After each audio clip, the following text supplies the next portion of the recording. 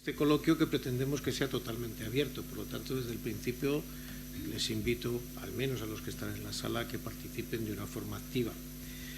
La justificación de la mesa pues es obvia. El cáncer de colon es una gran preocupación a nivel social, es una enorme preocupación a nivel de todas las organizaciones que intentamos enfrentarnos a este gran problema de salud, y poquito a poquito se va permeando en la sociedad civil, en los ciudadanos, en todos nosotros, la gran importancia que tiene enfrentar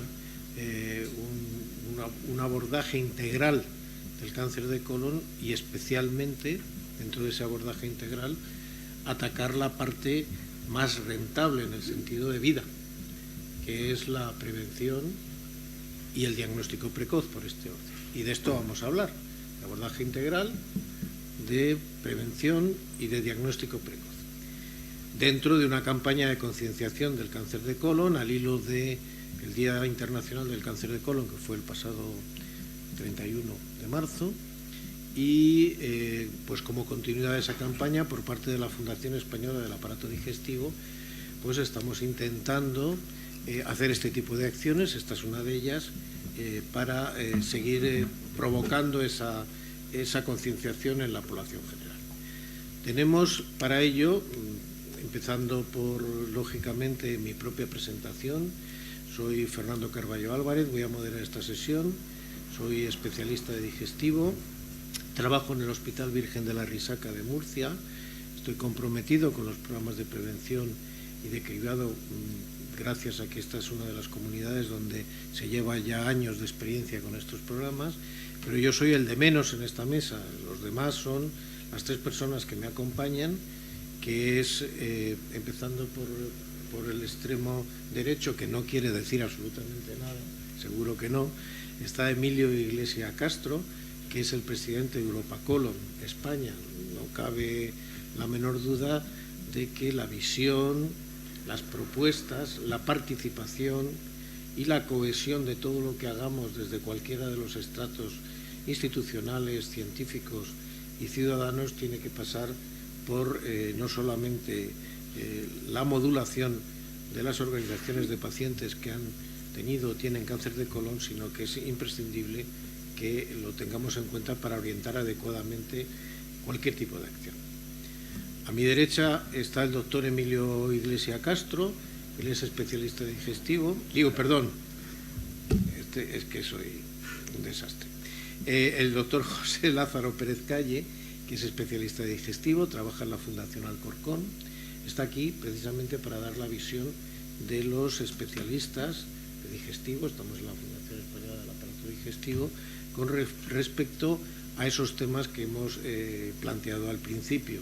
Él tiene un compromiso dilatado ya con los programas de prevención y cáncer de colon, puesto que ha participado en el diseño y estrategias de estos programas dentro de la Comunidad de Madrid.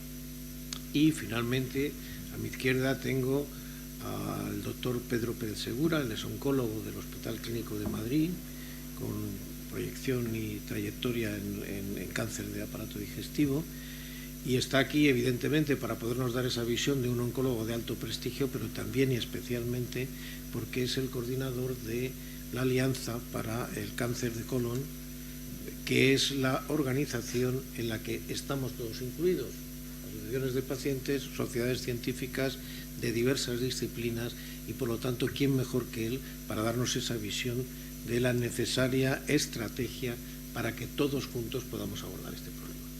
Sin más, vamos a explicarles muy brevemente la dinámica de la mesa. Tendremos al principio unos testimonios, empezaremos por unos vídeos de personas que hemos entrevistado en la calle, haciéndoles unas preguntas sobre qué saben acerca del cáncer de colon, de su prevención, etcétera. Las vamos a ver en primer lugar. Después veremos unos testimonios de pacientes con cáncer de colon que nos van a ayudar a entender mejor cómo se vive esta enfermedad y, por lo tanto, cuál es la mejor estrategia para ahorrar esos sufrimientos y ahorrar esas incertidumbres. Y finalmente abriremos el coloquio con la participación de los tres ponentes que tenemos aquí.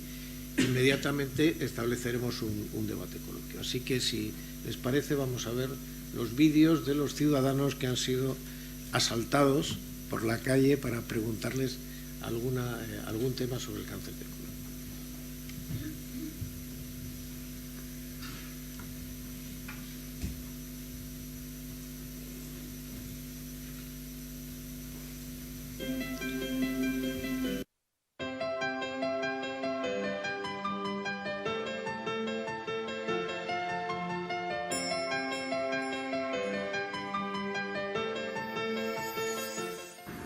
Sí.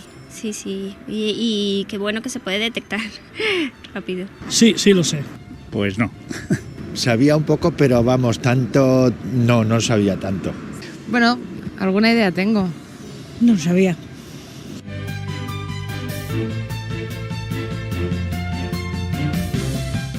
Seguramente puede ser los antecedentes familiares, también está relacionado con la edad, si ha padecido enfermedad de Crohn. Pues no lo sé, la verdad es que no lo sé. Me imagino que serán comida, hábitos fundamentalmente, luego ya la genética y otras cosas, ¿no? Hombre, una mala alimentación es muy negativo para eso, claro. Factores pienso que viene sobre la edad. Eso es uno de los principales. Y luego sobre la alimentación que tenga uno. La alimentación es básica y fundamental. Sí, claro. Falta de fibra y todo eso.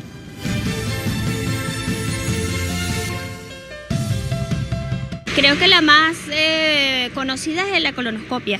Sí, la introducción de un instrumento a través del recto. Mínimo conocemos a una persona en nuestro entorno que se ha realizado esta prueba. Con análisis y esas cosas lo harán, porque no. La verdad es que no tengo mucha idea de lo que es. Uno es la colostomía, me parece. Perdón, colonoscopia, la colostomía es lo que viene después. Imagino que habrá análisis de sangre, etcétera, pues para mirarlo, sí. Creo que una colonoscopia y luego creo que hay unos análisis que digamos que determinan el PSA o algo de eso. Y sobre eso, sobre la cantidad que tengas, sobre eso indica más o menos si tienes o no tienes algo. Sí, básicamente es meternos una cámara de televisión por vía intestinal para revisar todo el intestino, entre ellos el colon, para ver si hay pólipos y cosas de estas. No, porque no me lo he hecho nunca. La colonoscopia me imagino que te introducen un tubito por el ano, y se supone que te hacen la radiografía más o menos. Sí, porque en mi familia hemos tenido ejemplos. Sí, los conozco. Sí, la conozco también. Muy bien, a mí se me ocurre muy brevemente que me llama la atención, bueno, lógicamente que hay muchísimo campo para seguir trabajando, para seguir hablando, para seguir informando, para seguir involucrando a la población en estos temas, pero la importancia que le concedemos los ciudadanos a la dieta. Este es un tema pues que a lo mejor luego nos va a dar cierto juego, ¿no? A ver qué podemos hacer en este tema. Vamos a pasar a ver los vídeos de dos personas que han padecido cáncer de colon y que nos van a dar su testimonio.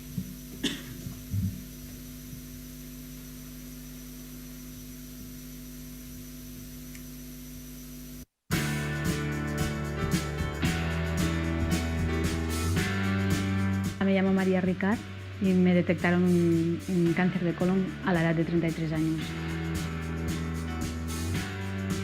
Me diagnosticaron el cáncer porque hice un sangrado, ingresé de urgencias en el hospital y pasado el susto, y al cabo de 48 horas se pudo diagnosticar a través de una colonoscopia un cáncer de colon.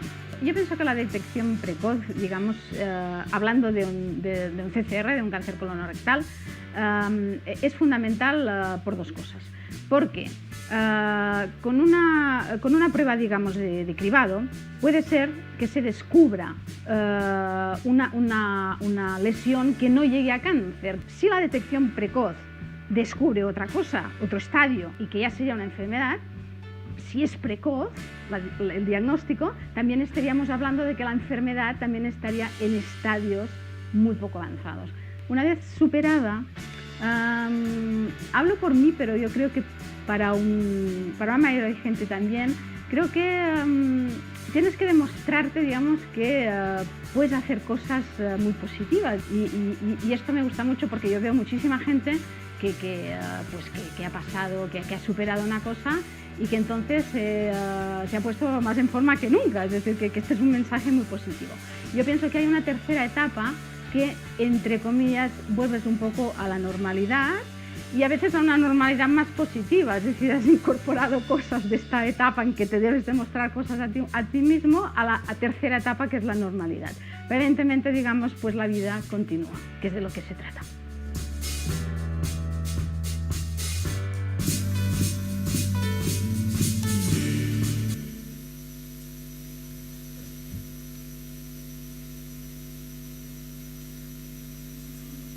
Sí, por favor.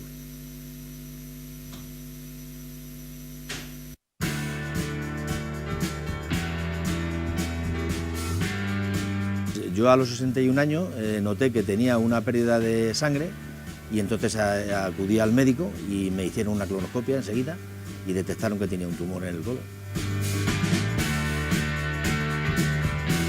Las pruebas de cribado son la sangre oculta en heces y la colonoscopia. Si a mí no me llegan a hacer la colonoscopia, pues hubiera tenido pues una metástasis, hubiera tenido una cosa más grave, y sin embargo, por haberlo hecho en precoza antes de que me hubiera llegado a más, pues fue solamente un cáncer inferior. Yo aconsejo que todas las personas que su médico le haya recomendado por motivos X de hacerse una colonoscopia, que no tengan ningún problema en hacérsela, que es una prueba fácil. Cualquier tipo de enfermedad, y hablando de esta en concreto, el hacerte una prueba precoz es lo más importante que hay, porque es el facilitar que la enfermedad no ha tenido una metástasis y no ha tenido nada. Han ido a hacérsela y ahora la han dado para 5 años. Y se la tienen que hacer, vamos. Mientras que yo viva, la llevaré yo. O sea,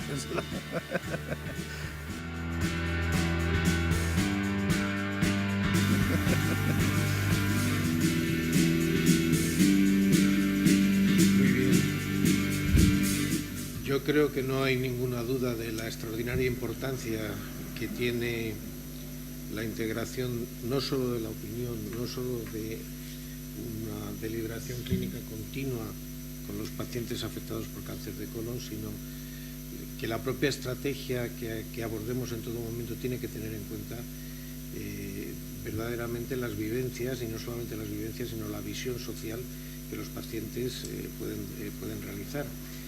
Tenemos la suerte de que en el auditorio tenemos también una persona que fue afectada por el cáncer de colon y recto y que además es un profesional de la comunicación. Él es un periodista que trabaja en Radio Nacional de España y va a tener la amabilidad también de sumar un nuevo testimonio a lo que estamos diciendo. Su nombre es Manuel Hernández Hurtado y le invito a participar en este momento si lo desea. Pues bien. Estamos en streaming. Estáis grabando. Hace 14 años tuve un melanoma, un cáncer de piel, sangrado, y durante 3 meses esa hemoglobina seguía sin subir. Se encontraba en 11,5, 10, hasta que bajó a 9,5.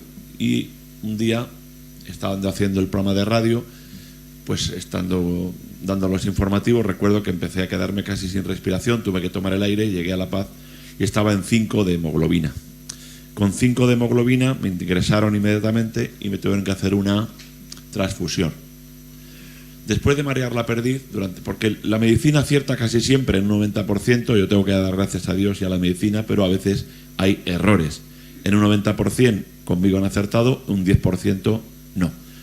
Después de estar en La Paz ingresado durante 11 días, pues me hacían todo tipo de pruebas y no podían hacer una colonoscopia y decían que yo era un exagerado porque la colonoscopia no entraba bien, y decían que yo era un exagerado porque no aguantaba el dolor y pedí sedación. No quisieron sedarme y no se dieron cuenta, el doctor Luca de Tena, que a la hora de hacer la colonoscopia no quería entrar el colonoscopio porque había una estenosis que impedía que entrase bien precisamente por el colon. Entonces no entraba esa colonoscopia, no entraba, y al final descubrieron que había una estenosis y querían pues arreglar la estenosis. ¿Qué quiere decir con esto? Que durante 9 meses si me hubiesen diagnosticado simplemente con un TAC que me hubieran hecho a tiempo, yo no hubiera estado 10 meses ingresado y saliendo, ingresado y saliendo para diagnosticar ese colon. Y ingresé otra vez en La Paz porque la hemoglobina no subía, y después de muchos ingresos, salidas, ingresos, un médico normal y corriente dice: ¿a ti te han hecho un TAC alguna vez? Digo, pues no, nadie me ha hecho un TAC. Han intentado 3 veces hacerme una colonoscopia, pero no entra, y ya hicieron del TAC y salió una naranja, una especie de manzana, que el doctor me dijo: tu problema no está en la estenosis, usted tiene un problema en el ciego, que estaba oculto ese cáncer de colon. Evidentemente se puso todo el dispositivo en La Paz para poder ingresar, me dieron hierro para poder hacer la operación bien, y lo malo es que tardaron esos 9 meses, y esos 9 meses fueron decisivos porque hubo una metástasis en una de los ganglios. ¿Es posible que sin esos 9 meses no hubiese metástasis en el ganglio? No lo sé. Yo no tengo ni idea, ni soy médico. A esa doctora le preocupó mucho cuando me diagnosticaron el cáncer, se preocupaba mucho de llamar a casa para saber si yo iba a hacer algo contra ella o no, o me iba a querellar o iba a denunciar, hasta el punto de que me llamaba a casa durante el HH, el de la radio 3 en 1. Quitaron las 3 cosas, la vesícula que estaba en porcelana, la estenosis y el cáncer de colon. ¿Qué tuve que hacer después? Pues aprender a vivir con la incertidumbre. Cuando te diagnostican un cáncer de colon, lo que tiene que hacer uno es aprender a vivir y gestionar la incertidumbre. Eso es lo primero. Lo segundo, te dice el doctor que esto es una carrera de fondo, viene a tu cama y te dice que ahora viene ya te hemos quitado el cáncer, te hemos quitado el tumor, la operación ha salido bien. Han sido 8 horas de operación intensas porque hemos tenido que quitar la estenosis, luego el cáncer, pero que esto es una carrera de fondo porque hay un ganglio que está tocado y que con 43 años conviene hacer quimioterapia. Bueno, pues esa es la segunda parte, esa es la carrera de fondo. Durante 9 meses tienes que hacer cada 20 días una quimioterapia, y esa quimioterapia, yo no sé qué es peor, si la operación, el posoperatorio o la quimioterapia. Lo cierto es que con 43 años yo tengo una mentalidad positiva, fui un corredor de fondo y aprendí a convivir con ese corredor de fondo y un cierto desapego. Recuerdo que esto yo psicológicamente dije: voy a hacer un cierto desapego, como si esto le ocurriera a otra persona y no a mí, y aprendí a convivir con esa circunstancia y lo llevé relativamente bien, entre comillas. Después cuando te hacen la quimioterapia, el primer día lo pasas mal, el segundo un poco mejor, y el tercero ya puedes casi, a veces tienen que ponerte Kitril para no que haya vómitos y esas cosas, pero se puede vivir. Creo que la operación fue muy buena. La prueba es que estoy aquí, sigo vivo, y tengo que dar gracias a los doctores porque esa operación fue buena. La única crítica, que por qué esos 9 meses alguien que me hicieron, recuerdo, estando ingresado, me hicieron múltiples pruebas nucleares, de todo tipo en La Paz, pruebas de todo tipo, y nadie dijo vamos a hacer un TAC por si acaso. Si hubiéramos diagnosticado a tiempo esos 9 meses, hubiera llegado a ese cáncer de colon, no lo sé. Pero hablar del pasado no tiene sentido. El presente lo afronté, gracias a mi familia, a mis hijos, relativamente bien. Recuerdo que cuando estaba en esa planta número 8 de La Paz, di 4 vueltas con mi mujer y dije: vamos a correr juntos y a estar juntos, y lo llevé pues como pude, relativamente bien, con un cierto desapego, y aquí estoy, y aprendiendo a vivir, que con el del cáncer se sale, pero sabiendo que es una carrera de fondo a veces con bastantes obstáculos, y te caes y vuelves a levantarte, te caes y te vuelves a levantar. De esto tienes que convivir con la incertidumbre porque cada año te hacen una colonoscopia. Ya he pedido que sea sedado, o sea que soy adicto al Propofol. El Propofol te hace un sueño muy agradable, cuando te lo están poniendo tienes unos sueños a veces hasta eróticos, acojonantes, y es una cosa buena. Te ponen el Propofol, no te enteras absolutamente de nada, duermes y te dicen: no, la colonoscopia sale bien. Te alivias, respiras, eres feliz y dices: bueno, pues no tengo ningún pólipo, de momento salgo bien, y más o menos mi relación con el cáncer es relativamente positiva. Nos llevamos bien los dos, y esperando que ahora en junio me van a hacer otra vez la prueba de colonoscopia a finales de junio, esperando que no encuentren nada y que me pongan el Propofol porque es la parte más maravillosa. Te sedan, no sientes absolutamente nada, y que despiertas y que te diga el médico: pues mira, no hemos visto nada. que es la parte más positiva de esa prueba. Por cerrar y no ser largo, ha sido una relación con el cáncer amigable y, pues como en la política, de pacto. Hemos pactado los dos llevarnos bien y con discrepancias, pero nos llevamos afortunadamente bien, bastante bien. Sigo vivo, que es lo importante. Muchas gracias, Manuel. Desde luego ha sido toda una ponencia y además muy útil para todos los que estamos en esta mesa. Yo creo que primero queda claro que esto no estaba preparado, es decir, que es un auténtico testimonio. No estaba preparado. No, por eso digo que es un auténtico testimonio y que ha abordado todo lo que es el gran proceso de incertidumbre que anida en la enfermedad y que hace que nunca podamos enfrentar una enfermedad como el cáncer de colon desde una perspectiva exclusivamente técnica. Yo sobre todo incidir por último en los protocolos médicos. Hace de esto ya casi, pues va a hacer 14 años, yo estuve 2 veces ingresado y que el 90% o más mi relación con la medicina ha sido absolutamente extraordinaria. ¿Cómo es posible que una persona pueda tener un fallo de una magnitud tan grande, que yo no hice nada por cuestiones religiosas, por cuestiones éticas y por cuestiones mentales, para no hacer un TAC, simplemente un TAC, cuando todo el mundo me dijo que con un simple TAC, viendo que porque en vez de llamarme cobarde y decir que yo tenía un dolor y que no resistía al dolor porque no entraba ¿cómo se llama el tubito que entra por el ano? ¿Cómo se llama? Colonoscopio. Pues por no entrar el colonoscopio, porque no podía entrar por la estenosis, ¿cómo es posible que nadie dijese vamos a bajar a este señor a la planta baja de La Paz para hacerle un simple TAC? Eso es lo que todavía muchas veces mi cabeza, y cuando veo a la doctora, que no voy a dar el nombre porque se está grabando, no quiso en aquel tiempo hacer ese TAC a tiempo. Si se hubiese hecho ese TAC a tiempo, no tenía que haber estado yo en quimioterapia, posiblemente no hubiera llegado a tener las proporciones, el colon, el tamaño que tenía esa pera, que yo vi luego, me enseñaron cómo era ese colon, ese bulto, tumor y bulto es lo mismo. Eso es lo único, ese 10% que yo quiero dejar constancia de que no error médico, a lo mejor es muy grave decir error médico, esa circunstancia hace que yo piense todavía muchas veces que eso no tenía que haber ocurrido, lo quiero dejar muy claro. Bien, pues vamos a intentar a partir de ahora hablar de cómo podemos evitar que ocurra el cáncer de colon. Y luego también, muy importante, cómo en todo caso tenemos que mantener los programas de prevención y de cribado dentro de la atención integral del cáncer, puesto que es un proceso que tenemos que enfrentar todos juntos. Vamos a pasar a la primera intervención que le corresponde al doctor José Lázaro Pérez Calle. Muy bien, muchas gracias, Fernando, por vuestra invitación a este coloquio. Gracias también a los pacientes que habéis expuesto vuestra enfermedad. Nos lanzabas una pregunta que era la que teníamos que tratar y era cómo nos podíamos organizar para hacer mejores programas de prevención y de detección precoz. Y el objetivo de esos programas es precisamente que no haya más testimonios como los vuestros.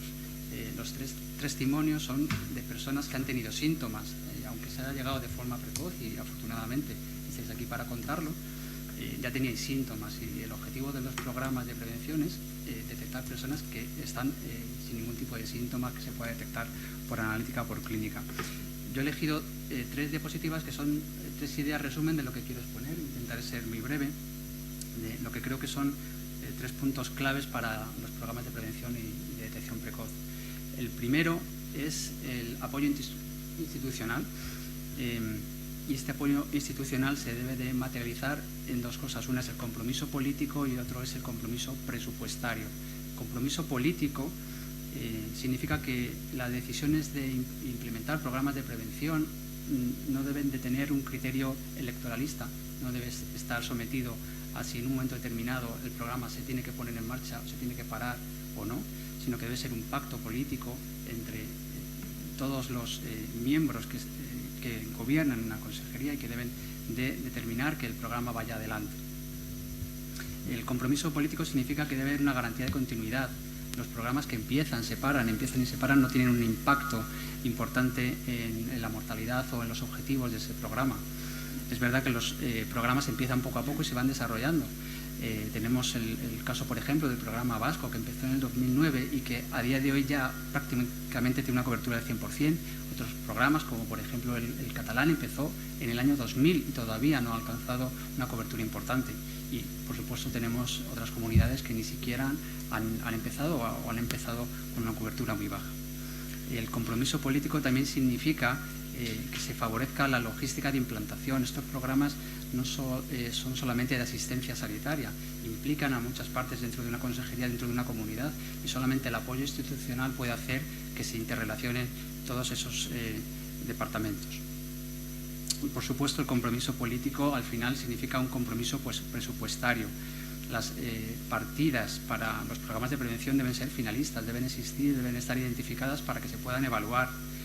Los recursos, sobre todo endoscópicos, para los programas de prevención deben existir de forma independiente de los recursos que ya existen y ya están dispuestos en los hospitales para hacer la endoscopia convencional.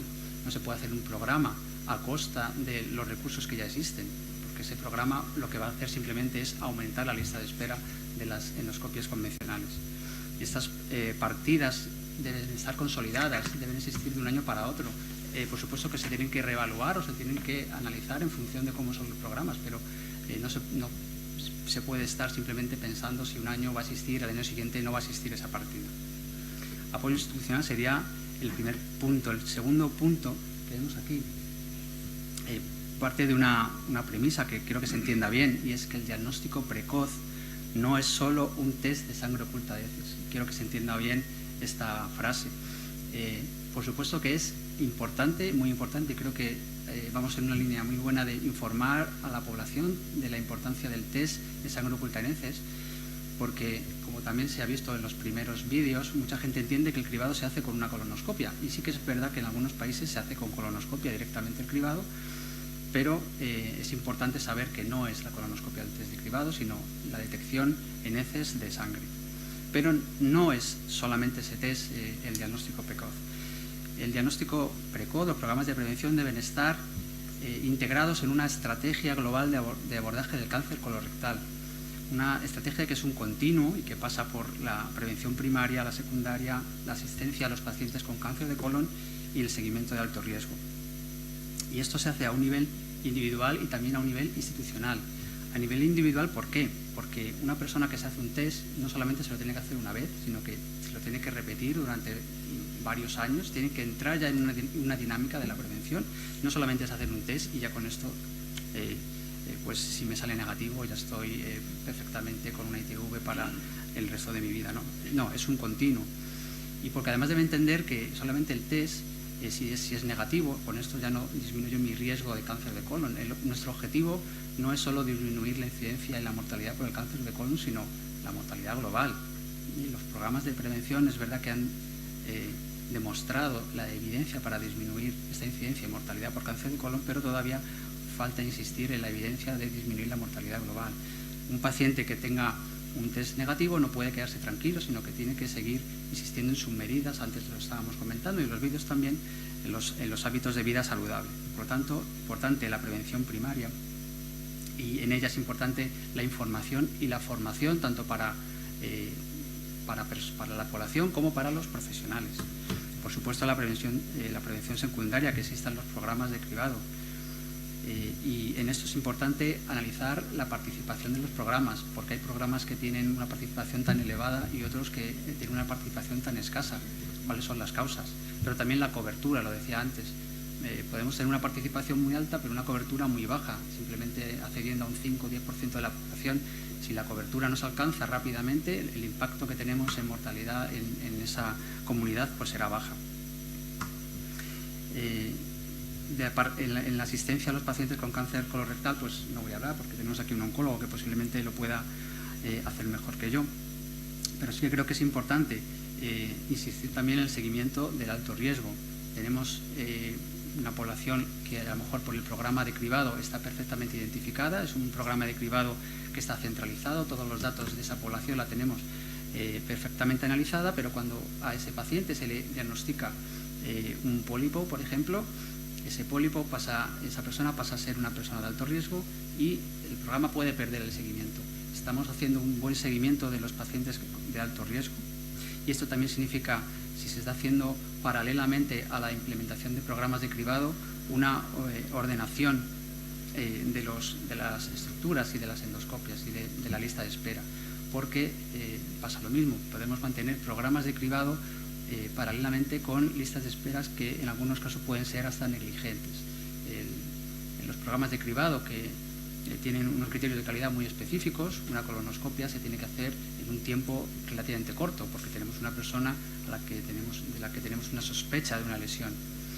Sin embargo, podemos estar realizando pruebas endoscópicas a estos pacientes en muy corto tiempo, y a los pacientes que tienen síntomas de cáncer de colon, que ya entran en un grupo de alto riesgo, se les puede estar haciendo la prueba con meses de espera, ¿no? Paralelamente a los programas de cribado se tienen que hacer estrategias para disminuir y controlar la lista de espera y para hacer una ordenación en la demanda de las colonoscopias. No se pueden tener demandas que no están ajustadas a la oferta y al revés. Y mi último punto es, en este continuo de estrategia global, el eje muchas veces se deposita en la propia institución sanitaria y en los hospitales, y eso es un punto de vista mío, el eje principal de esta estrategia en el cáncer de colon debe ser atención primaria y los pacientes. Pongo pacientes población porque no va dirigido a pacientes exactamente. Los planes de prevención deben ir dirigidos a población sana, por lo tanto no son pacientes en ese momento. Lo mismo, de pacientes no voy a hablar porque tenemos aquí un representante, pero sí que creo que la atención primaria es fundamental, y que sea fundamental significa que no debe ser un mantra que repetimos de vez en cuando. Atención primaria es muy importante, pero luego atención primaria no está representada, no tiene voz, no tiene voto, no está en los órganos de decisión. Un programa de cribado que no cuenta en sus órganos de decisión con primaria, pues es un programa que tiene una dirección equivocada. Y primaria es importante porque es donde se identifican y se priorizan a los pacientes sintomáticos. Existe demostrada evidencia que en los programas de cribado es muy importante la aplicación de primaria, y en los centros donde los médicos están implicados en la participación siempre es mucho mayor. Y por supuesto la atención primaria es importante porque está implicada la continuidad asistencial. La continuidad asistencial es lo que hace que los hospitales y los médicos de primaria se relacionen y que pongan en el centro al paciente y no se pongan en el centro a ellas mismas. Y es importante, y creo que fracasa a veces la continuidad asistencial porque se realiza desde arriba, se realiza en comunicación entre los representantes, pero no se realiza desde abajo. Y creo que en los programas de prevención debe existir comunicación entre primaria y atención hospitalizada. Y por mi parte nada más. Muchísimas gracias, doctor Pérez Calle. Yo creo que ha quedado bastante clara la complejidad que tiene el abordaje riguroso de los programas de prevención y cáncer de colon de cara a esto que hemos comentado de la pregunta que era qué es lo que tenemos que hacer en relación con el cáncer de colon desde la perspectiva de, digamos, las especialidades que se enfrentan a estos programas. Vamos a tener la ocasión de escuchar al doctor Pérez Segura desde una perspectiva un poquito más amplia, integrando estos programas tanto en la atención integral del cáncer de colon como especialmente en lo que es el mesomacro en nuestro país, que puede significar cómo van, cómo son y qué retos tienen los programas de prevención y diagnóstico precoz de cáncer de colon.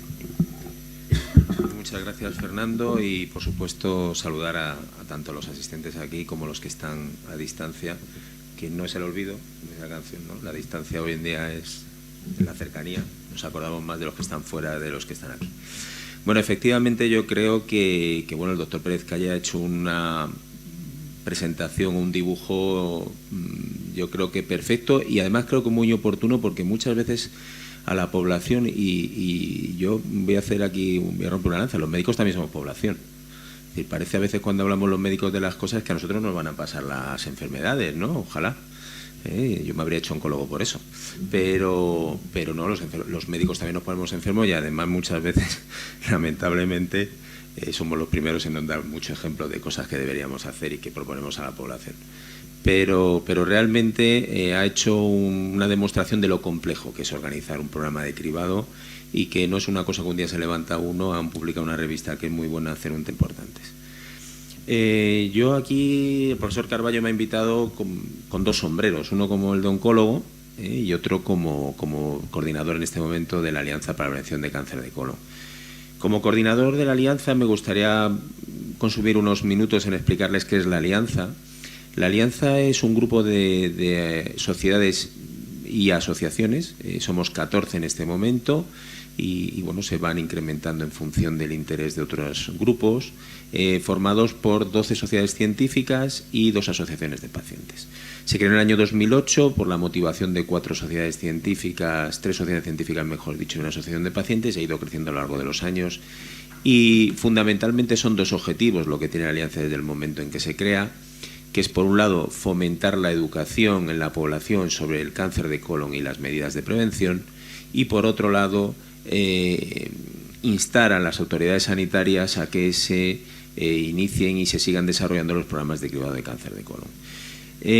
Cuando se crea la Alianza, en España hay alrededor solamente de un 4% de la población teóricamente diana para cribados en programas, y en este momento las últimas cifras de la red de cribados nos hablan de que hay un 38% aproximadamente de población en los programas. Por lo tanto, creemos que el trabajar todos unidos con un objetivo común, a costa de perder cierto protagonismo, pero con un objetivo único, puede conseguir pues actos como pasó hace 2 o 3 años, en el cual se recogieron más de 500.000 firmas por parte de miembros de la Alianza para conseguir que el cribado de cáncer de colon se incluyese dentro de la cartera del programa de prevención del programa de la Estrategia Nacional de Cáncer de nuestro país. Por lo tanto, tenemos muy claro y está demostrado que, aparte de que esté publicado en artículos científicos la importancia de la prevención, es algo que si todos trabajamos juntos, datos sobre la utilidad del cribado indican que si el programa de cribado se instaurase de manera correcta al 100% de la población entre 50 y 69 años, pues podríamos probablemente salvar unas 3.600 vidas al año. Hay muy pocas, por no decir ninguna, medida de prevención tan eficiente como el cribado del cáncer de colon. Es decir, vale unas 10 veces más barato que la prevención de un cáncer de mama, más barato que el control de la hipertensión, más barato que el control del colesterol. Y no vamos a hablar solamente de dinero, sino del impacto que tiene. Hemos tenido aquí un testimonio de las implicaciones que puede tener en pruebas, en calidad de vida, etcétera, etcétera, cuando diagnosticamos un cáncer en una situación en la cual ya requiere cirugía, en ocasiones radioterapia también, casi siempre quimioterapia, y por lo tanto, desde un punto de vista de calidad de vida para los pacientes y para sus familias, es muy importante. Por lo tanto, desde la Alianza lo que intentamos es seguir empujando a todas las entidades, tanto políticas como no políticas, en seguir apoyando en los programas de cribado. En este momento, la situación en España, como ya se ha ido comentando, es muy heterogénea. Desde luego que no es lo que nos gustaría, pero sí que por lo menos hemos conseguido que en este momento todas las comunidades tengan iniciado algún programa de cribado. Las diferencias son muy, muy importantes, ya no solo en el porcentaje de población que está accediendo al cribado, sino en el cronograma de tiempo, en la forma de acceder al programa, en la recogida de muestras, en las cartas de información, y eso además, si lo metemos dentro de nuestros 17 mini países que tenemos dentro de España, pues tenemos lo que se ha ido comentando, una enorme heterogeneidad en el acceso. Pero hay algo que es muy importante y por eso es uno de los objetivos de la Alianza, y es que da lo mismo que nos gastemos todo el dinero del mundo en el mejor programa de cribado, que si la gente no acude a los programas de cribado no vamos a salvar ninguna vida. Eso es una cosa que ha quedado reflejado ya también a lo largo de la mañana, y aquí el papel fundamental no es ni del médico de especializada, ni del médico de atención primaria, ni de los políticos sanitarios, sino que es de la población. Y lamentablemente, y es algo que hemos comentado al inicio antes de empezar la mesa, todos tenemos cercanos, familiares o amigos que han recibido una carta para participar en el programa de cribado y que nos han dicho que no van a ir al programa de cribado. Este es un tema que nos debe hacer reflexionar y probablemente lo que tenemos que seguir trabajando es en información.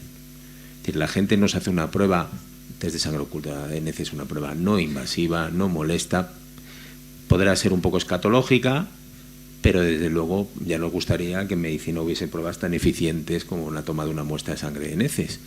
Y probablemente lo que tenemos que explicar a la gente es toda esa información que hemos visto en esos vídeos del inicio, por la cual la gente no acaba de tener una idea de la importancia del cáncer de colon, de las repercusiones del cáncer de colon y sobre todo de la posibilidad de salvar la vida con la simple toma de una muestra de heces, ¿no? Por lo tanto, esto es muy importante. No voy a insistir en la situación en España, lo ha comentado el doctor Pérez Calle de una manera muy clara. Hay sitios donde acaban de empezar ahora mismo, y cuando digo acaban de empezar ahora mismo es que acaban de salir las primeras cartas de invitación. Hay sitios donde ya hay casi un 100% de la población invitada, y dentro de las poblaciones donde están invitadas pues tenemos áreas donde hay un 5% de gente que acude al programa y sitios donde hay un 80% de gente que acude al programa. Tenemos que reanalizar en todos los sitios por qué en unos sitios funciona tan bien y en otros sitios funciona tan mal para solucionarlo.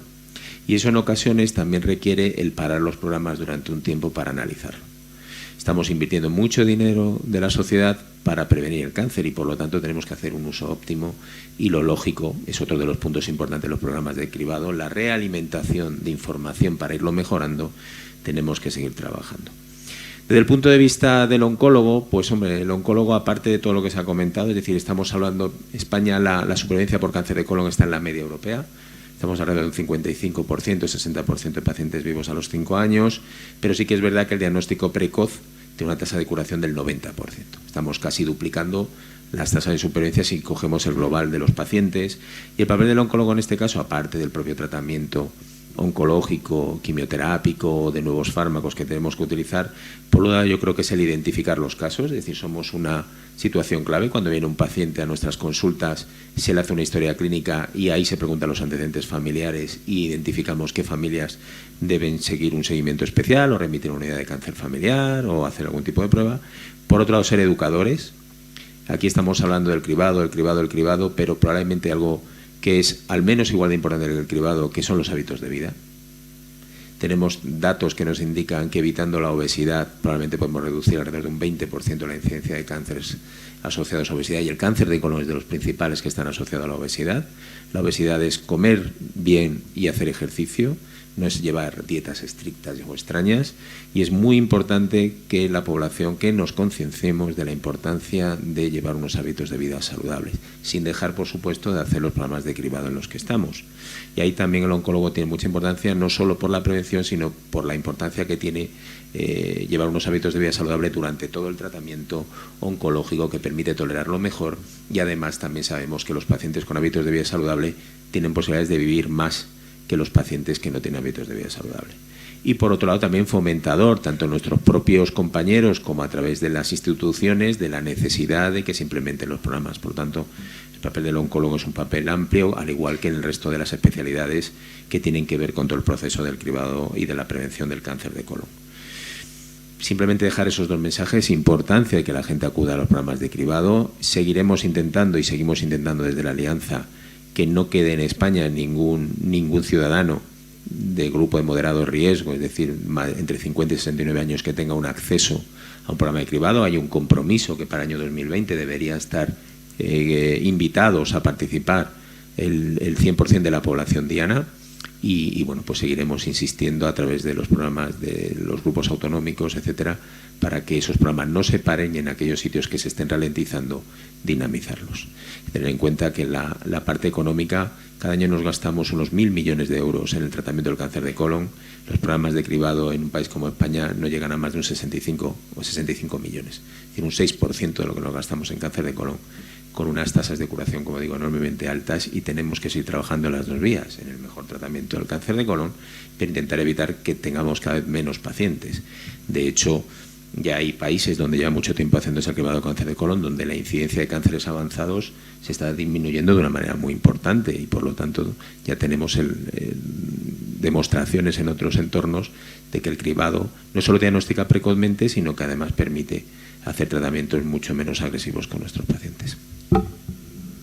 Muchísimas gracias, Pedro. Vamos a dar paso a Emilio Iglesias Castro, que es la persona que va a aportar la parte mayor de vida, ¿no? Ante un problema que queremos ganar vida, qué mejor que nos transmitas la visión desde la vida misma, que es la enfermedad vivida.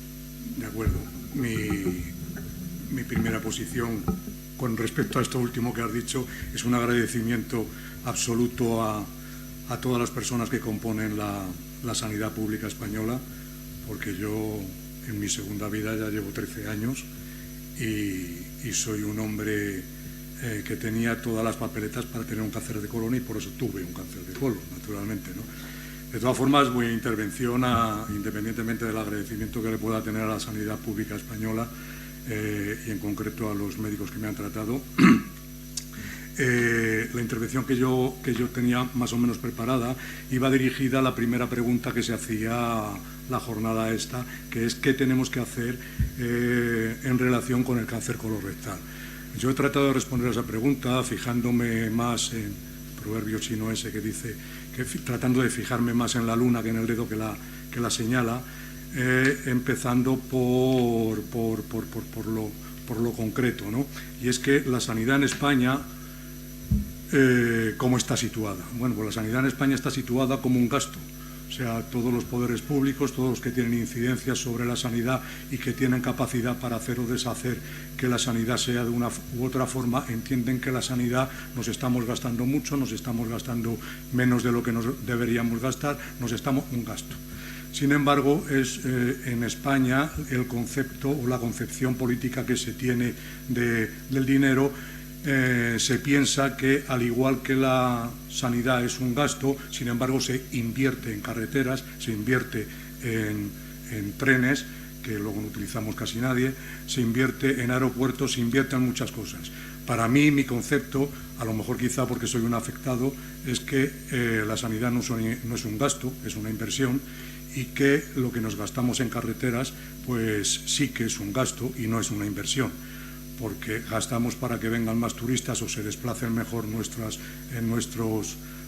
productos a lo largo del territorio nacional y que vayan al resto de Europa, pero sin embargo, si no cuidamos a la gente, pues no va a haber nada que transportar, porque no va a haber gente en este país que lo haga. Es una exageración, por supuesto, pero quiero dar la nota de lo que es un gasto y lo que es una inversión.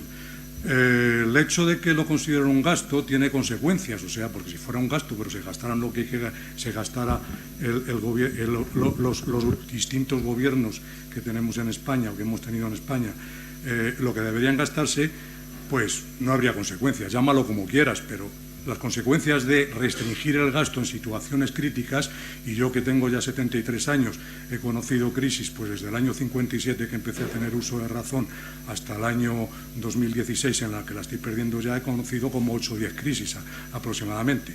La de los 60, la de los 70, la de los 80, la de los 90 y bueno, la más reciente, la del 2008. Entonces siempre va a haber alguna crisis en la que se justifique el gastarse menos en lo que es un gasto, cuando para mí esto es una inversión, ¿no? Esto trae consecuencias, y las consecuencias, por ejemplo, refiriéndonos ya al cáncer colorectal, es que hay una débil implantación de los acuerdos ya conseguidos. Hablaba los doctores que tan dignamente me han precedido y con tanta sabiduría del programa de cribado de cáncer de colon en España. El cribado de cáncer de colon en España, que empezó en el año 2000 aproximadamente, con algunas pruebas en Cataluña. En el 2003 el organismo de la Unión Europea recomendaba que se hiciera los programas de screening en todos los países de la Unión Europea. En el 2006 o 2008 aproximadamente se creó en España la Alianza para la Prevención del Cáncer Colorectal. En esa primera intención la conformaban 5 sociedades científicas y dos de pacientes, una de ellas la AECC y otra Europa Colon, que me digno dirigir últimamente, no en aquella época. En aquella época yo no sabía ni lo que era el cáncer. Y en el 2009 se le presentó a las Cortes Españolas una petición de que el cribado se implantara en España. Tengo por ahí una foto donde se ve a una delegación de la Alianza presentándolo. Y en el 2013 ya se consiguió, a través de la presión que ejercía la Alianza, que tan dignamente está representada por su coordinador en esta mesa, se consiguió que entrara a formar parte de la cartera de servicios el cribado, con el objetivo de que en el 2015, es decir, para 31 de diciembre del 2015, el 50% de la población diana que somos los mayores de 59 años hasta los 70, 50 y 69, los patinazos de la neurona a estas edades, se consiguiera que el 50% de la población diana estuviera invitada.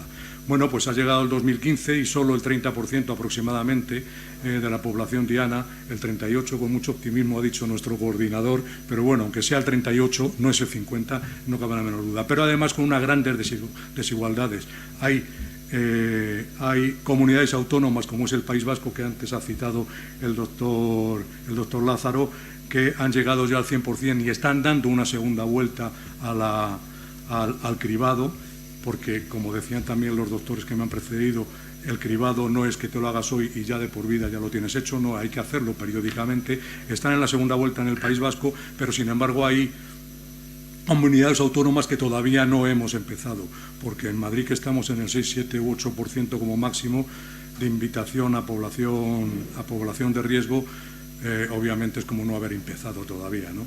Entonces esa situación está generada porque evidentemente el poner en marcha esto con las dificultades que los dos doctores que me han precedido tienen, requiere un gasto, y ese gasto no es una inversión para según se vea, sino que es un gasto para según qué personas tienen que decidir sobre ese gasto, sobre esa inversión. Esto también tiene como consecuencia inequidades, ¿no? Yo no estoy hablando exclusivamente de la prevención del cáncer colorectal, sino qué debemos hacer con el cáncer colorectal. La interpretación del cáncer colorectal, la interpretación de la sanidad pública como un gasto trae el problema también de que se generan inequidades entre distintas comunidades. Al tener delegado el gasto en sanidad o la inversión en sanidad en las distintas comunidades, hay comunidades que tienen una mayor posibilidad o una mayor conciencia o una mayor lo que sea para tener una mejor atención al cáncer colorectal que otras. De tal manera que el hecho de que estés viviendo en una comunidad u otra puede darte acceso a determinadas medicaciones o puede darte acceso a entrar o no entrar en un programa de cribado, como decíamos antes. Esto además trae como consecuencia también que la decisión terapéutica se salga de manos del oncólogo y entre en un magma donde se mueven las decisiones económicas más que las decisiones terapéuticas. Se da la circunstancia de que para decidir si un fármaco se le puede aplicar a un enfermo ha de ser los recursos con los que cuenta la farmacia hospitalaria el que se le pueda dar ese fármaco o no se le pueda dar ese fármaco, cuando el oncólogo, en mi modesto punto de vista, y no soy sanitario de ninguna especie, ¿no? Solo soy un paciente, cuando debería ser el oncólogo el que decidiera si se le debe dar un determinado medicamento o no. Ese problema de inequidades lo tenemos entre comunidades, pero incluso dentro de las comunidades se producen inequidades también. Es una consecuencia de que la sanidad se interprete como un gasto y no como una inversión. Perdón, eso dejarlo ahí que no sirve para mucho. Luego otra consecuencia del gasto versus inversión es la no implicación activa de las comunidades autónomas, de las administraciones, en la prevención, no directamente por programas de cribado, como aquí hemos mencionado también que hay una prevención primaria que es la que nosotros debemos tener sobre nuestros hábitos de vida. Debemos tener unos hábitos de vida saludables, pero sin embargo la Administración no se preocupa de que tengamos unos hábitos de vida saludables. Recientemente en las jornadas de la Alianza se mencionaba la situación de hace 15-20 años de los accidentes de tráfico en España. Había 4.000 muertes, eso producía un escándalo feroz, ¿no? De tal manera que se empezó a hacer campañas de tráfico, unas más duras, otras menos duras, pero la gente se tomó conciencia de que no se puede ir a tropecientos por la carretera, porque no es que te mates tú, que haya tú, ¿no? Es que puedes matar a otros que al fin y al cabo no tienen la culpa nada más que de pasar por allí, ¿no? Se incrementó el programa de multas, etcétera, etcétera. Se hizo algo para que los 4.000 o 5.000 muertos que había en las carreteras hace 15 o 20 años se redujeran a 1.000 como son ahora. Bueno, pues un programa de prevención de cáncer de colon lo que hace también es evitar 3.600 muertes prematuras al año. y sin embargo las administraciones no son capaces de decir aquello que había cuando yo tenía, yo qué sé, pues 40 o 50 años menos que ahora. Yo sí como patatas, ¿no? Una campaña que hubo. Pero no hay campañas ahora dedicadas a la que la gente tenga unos hábitos de vida saludable. En este sentido, yo a los medios les tengo que agradecer que con más buenismo que espíritu formativo, siempre que tienen ocasión dicen es que deberíamos llevar una vida saludable, hay que abandonar el tabaco, hay que reducir la ingesta de alcohol, debíamos de consumir más verduras, más frutas. Todo eso, en casi todos los programas de radio, siempre que sale algo a colación con distintas dolencias, no solo el cáncer colorectal, se viene manifestando, pero se viene manifestando como el hermano mayor que le aconseja, hombre, tú estudia, que si no, no vas a hacer nada en la vida. Pero deberían implicarse mucho más en los medios en participar en esas campañas y además ayudarnos a exigir a las administraciones públicas que las campañas activas de concienciación de la gente sean más eficaces y eficientes o que existan. Otro problema que tiene la visión de gasto versus inversión es que entendemos que se está produciendo desde bastantes años esta parte. No me estoy refiriendo, no entendáis que estoy hablando de los últimos 4 años, estoy hablando de décadas, que la sanidad se está abandonando o se está congelando la sanidad pública. No sé si hay un interés en que la sanidad se privatice o no se privatice, pero los hechos reales es que la sanidad pública está congelada. Los niveles de excelencia a los que íbamos caminando y a los que se estaba consiguiendo en base a las capacidades que tienen nuestros sanitarios en todos los niveles de la sanidad, incluido la investigación, se han frenado desde hace algunas décadas, no solo en los últimos 4 años, de tal manera que dicen, ¿para qué nos vamos a gastar esto si las entidades privadas son capaces de gastar esto y encima ganar dinero? Con lo cual la sanidad pública se está deteriorando en una gran medida. Hay un frenazo a la actividad pública de la sanidad sanitaria, ¿no? Y en consecuencia, ya lo último que habría como consecuencia de todo esto, porque me estoy enrollando como las persianas, es que se concibe la sanidad como un derecho, pero como un derecho pasivo. El único derecho activo que tenemos los ciudadanos por nuestra Constitución es el derecho a los medios privados, es decir, tenemos derecho a la propiedad privada. Cuando tenemos un atentado contra nuestra propiedad privada, tenemos a nuestro alcance la policía, los jueces, lo que sienta la población universal. Y además de calidad, en ninguna parte se ve que haya una actividad ni de la judicatura. Ahora parece que sí, en Galicia parece ser que están denunciando a alguien que evitó, no quiso evitar 8 muertes que hubo con lo de la hepatitis C, y a eso es a lo que me quiero referir. Cuando la sanidad pública sea un derecho activo en nuestra Constitución, probablemente estemos más defendidos también los pacientes que no se nos olvide, somos pacientes los que todavía no lo han sido, los que lo somos y los que le llegaremos a ser. Es decir, como decía el doctor Pérez Segura, pacientes somos todos, ¿no? Por último, solo referirme a las necesidades que para evitar todo esto podríamos entender que es lo que decía antes el doctor Pérez Segura, ¿no? Es confluir los esfuerzos de las asociaciones de pacientes, de las sociedades científicas y otras organizaciones interesadas en la sanidad pública para que la sanidad pública vuelva a la senda de la excelencia que nunca debimos abandonar. Gracias. Muy bien, muchas gracias. Perdonar el rollo. Bueno, nada que es espontáneo, nada en lo que hay que aportar visiones desde todas las partes, desde todos los interlocutores válidos, sale siempre como pensamos que va a salir en tiempo. Estamos ya en el límite del tiempo que nos habíamos preasignado, pero no obstante no me resisto, no a consumir nosotros más preguntas, pero sí que dar la palabra a los que estáis en el coloquio, por si queréis trasladar alguna pregunta o queréis trasladar algún nuevo testimonio o queréis trasladarnos el planteamiento de algún tema que os parezca relevante. No. Adelante. Buenos días, doctores, invitados, gracias por la información. Sí, me saltan dos dudas. La primera es que con el rango de edad, si lo debo sumar a las cadenas de exámenes que ya pues a cierta edad se deben, y sumarme a esta prevención del cáncer de colon, puedo, porque se comentó antes de entre 50 a 60 años, si esta prevención lo puedo hacer antes. Tengo 35 años y mi referencia es el primer testimonio que vimos que le han detectado a los 33 años. Quería saber si lo puedo solicitar, así como igualmente la prevención hacia el cáncer de mama.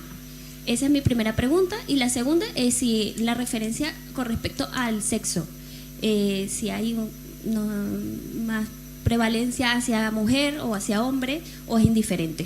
Gracias. Vamos a ver, yo creo que al tema de cómo manejar la demanda de la persona que quiere acceder al programa de forma voluntaria, que toca mucho con un tema que es importante, que es los programas están destinados a la población, pero efectivamente hay que manejar la demanda individual. Podría contestar el doctor Pérez Calle, y al otro aspecto que tiene que ver sobre los aspectos de diferencias de riesgo, el doctor Pérez Segura. Bueno, respecto a lo que comentas, los programas de cribado van dirigidos a lo que llamamos población de riesgo medio, ¿no? El riesgo alto serían aquellas personas que tienen antecedentes familiares de cáncer de colon, o que tienen alguna enfermedad que puede hacer que esa persona sea más proclive a tener un cáncer de colon.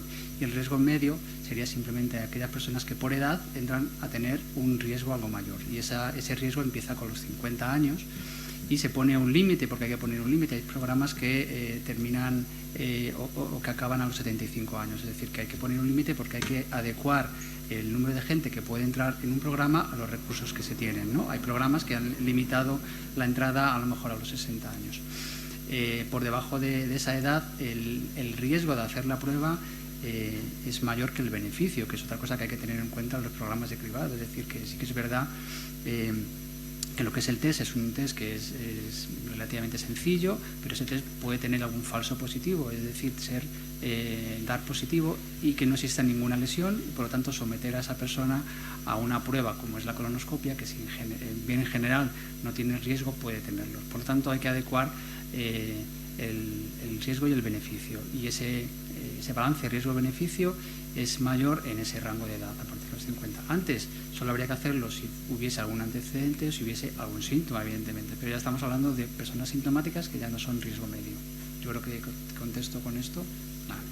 Solamente añadir un mensaje, que cuña publicitaria, que en cualquiera de las organizaciones que estamos en este sentido, y desde luego en la FEAD también, pues accediendo a las páginas web, y concretamente a la de la FEAD, está la forma fácil para los ciudadanos de estratificar ese riesgo y por lo tanto poder mejorar la posibilidad de tomar ese tipo de decisiones.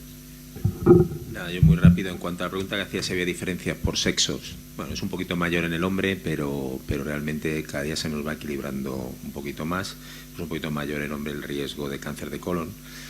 Y en cuanto al tema de las edades, por ejemplo, he puesto el ejemplo de la mamografía, es decir, lo que hay que hacer, como ha comentado el doctor Carballo, es evaluar el riesgo. Cuando hablamos de programas de cribado, se sacrifica el bien social en contra del bien individual, es decir, cuando hablamos de que un programa de cribado es útil es porque en el global de la población es útil, pero está claro que va a haber gente que se va a quedar fuera. ¿Y por qué paramos a los 69 años si hay señores que tienen cáncer de colon con 72? Bueno, pues porque es lo que se ha estudiado y es por lo que se ha visto hasta donde se ve que la rentabilidad es alta. Pero sí que si tú consideras que a lo mejor deberías hacerte una prueba antes por alguna razón concreta, lo mejor que puedes hacer es hablar con tu médico de atención primaria, que haga una evaluación de ese riesgo, porque hay algo que es muy importante. No por revisarte más o por revisarte antes no se van a diagnosticar las cosas de manera más precoz. Y realmente en cáncer solo tenemos 3 patologías en las cuales el diagnóstico precoz ha demostrado utilidad: cáncer de colon, cáncer de mama y cáncer de cuello uterino. Por lo tanto, si yo me hago un escáner de pulmón todos los años, no voy a tener un beneficio y además me estoy irradiando. Entonces, realmente, en esas patologías son en las únicas que la detección precoz es útil. Para eso lo mejor es hacer una historia clínica, ver qué casos tienes en la familia, qué ha pasado en la familia, y con eso te organizarán si tienes que empezar a hacerte algo antes o tienes que entrar en un programa poblacional de detección precoz. Muy bien. ¿Alguna otra intervención desde el auditorio? Adelante, por favor. Bueno, dar las gracias a la mesa entera, al doctor Pedro Pérez, que ya nos conocemos de anteriores ocasiones, doctor Fernando Carballo, un placer, doctor José Lázaro Pérez, un placer, y Emilio, que nos conocimos el otro día. Y si me permitís, en primer lugar, la chica que tengo de al lado, porque se ha fijado en mi testimonio, yo decía que había pasado un cáncer de colon a los 33, y enseguida le he tocado el brazo y decir, no te preocupes porque debe quedar claro que yo he tenido unos factores de riesgo. Quizás yo pienso que no fui la persona más adecuada para realizar el testimonio. Se me ve además que dudo, porque me tuve que centrar muchísimo en hablar del cáncer de colon, pero mi caso es un poco particular. Pertenecemos a lo que se llama cáncer de colon hereditario, que es un porcentaje muy, muy pequeñito, y por eso intento tranquilizar a la población en general, que no es mi caso, pero que sin embargo también estamos aquí, en la sociedad. Y esto es importante. Lo que pasa es que yo dudaba porque, claro, había de ser en general, y en mi caso es unos factores de riesgo añadidos, que hoy también se han tocado así un poquitín. Para nosotros son muy importantes, pero somos cáncer de colon, nosotros somos cáncer de colon hereditario. Es decir, que tranquilísima. Yo en este sentido me parece importante comentar de que dentro del mismo plan, estrategia del cáncer, de abordaje integral del cáncer de colon, no solamente hay un mandato que tiene que ver con el riesgo medio, que es de lo que estamos hablando fundamentalmente aquí, sino muy específico sobre el adecuado manejo del perfil de riesgo, y por lo tanto es muy oportuno y además muy importante, porque una sociedad bien informada es la que va a poder de alguna forma manejar su propio riesgo y adelantarse a los programas. Entonces a mí me parece fundamental. Y en ese sentido yo insistir otra vez en la importancia de que estemos todos juntos, es decir, que trabajemos juntos, que vayamos, porque muchas veces desde la perspectiva solo profesional pues no se ven todos los problemas, las preguntas, las incertidumbres que realmente tenemos que resolver. Muchas gracias. A vosotros. Si no hay ninguna intervención más, y dado que estamos ya fuera de tiempo, aunque esa es una pena, podríamos seguir, pues vamos a dar paso a los tres ponentes para que en una frase, o 2 o 3 frases, nos den su conclusión. Como empecé antes, pues mis conclusiones estarían en relación a los 3 puntos o a las 3 diapositivas que he puesto. Es decir, que para los programas de cribado es necesario un apoyo institucional que se materialice en un compromiso político y financiero, que los programas de cribado se deben integrar en programas y en estrategias más amplias de atención al cáncer de colon, y la importancia y relevancia que tienen tanto la atención primaria como las asociaciones de pacientes. Bueno, pues yo abogo por el papel activo de la población. Es decir, vuelvo a decir que no vale de nada tener... Si tengo un Mercedes y no sé conducir, me va a dar lo mismo tener un coche de quinta mano. Entonces, la población es fundamental no podemos dejar en manos de la política sanitaria algo que nos afecta a nosotros. Entonces, primero, el papel activo, fomentar, solicitar que se hagan los programas, y en aquellos sitios donde ya están los programas, acudir a ellos.